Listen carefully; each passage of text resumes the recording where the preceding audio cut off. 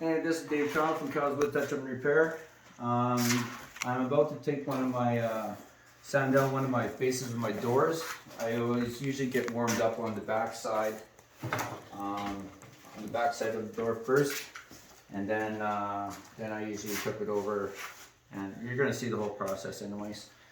So anyways, I'm gonna get my respirator because it's a little bit dusty. You want to grind down. Now I'm going to explain my grind down. My philosophy, the most time on an orbital sander of any kind, it wants to bite mostly on the outside edges. And so what it comes down to when this is being operated, usually you of course never want to stay in one spot and for too long. And at the same time, it burns through your corners. Number one, that's the majority of sand throughs. And the second majority of sand throughs are along your edges. And so I have a systematic way on how to sand any kind of panel product, whether it's an MDF and primer, or in this case, and stitch veneer.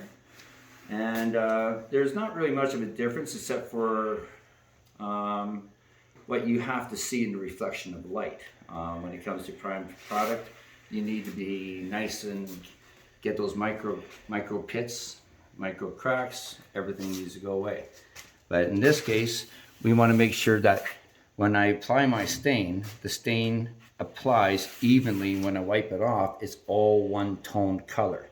You know, if you have inconsistent pressures, inconsistent patterns of sanding, you're going to have inconsistent stain results. So in this case, what I do in every case of panel products, I'll do a small little circles with my orbital, and I start at usually one corner and I work my way all the way around, and I'll describe I usually have finger pressures and thumb pressures on the orbital. So when I'm going around in circles, right now my pressures are on my fingers, and I'll keep that on my fingers and I just keep on rotating around.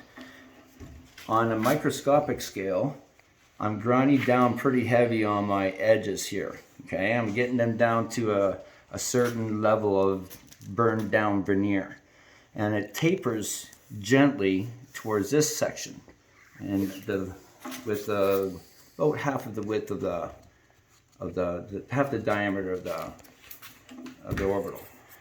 And so anyways, when I'm running around, I go around trading the same pattern all the way around the outside.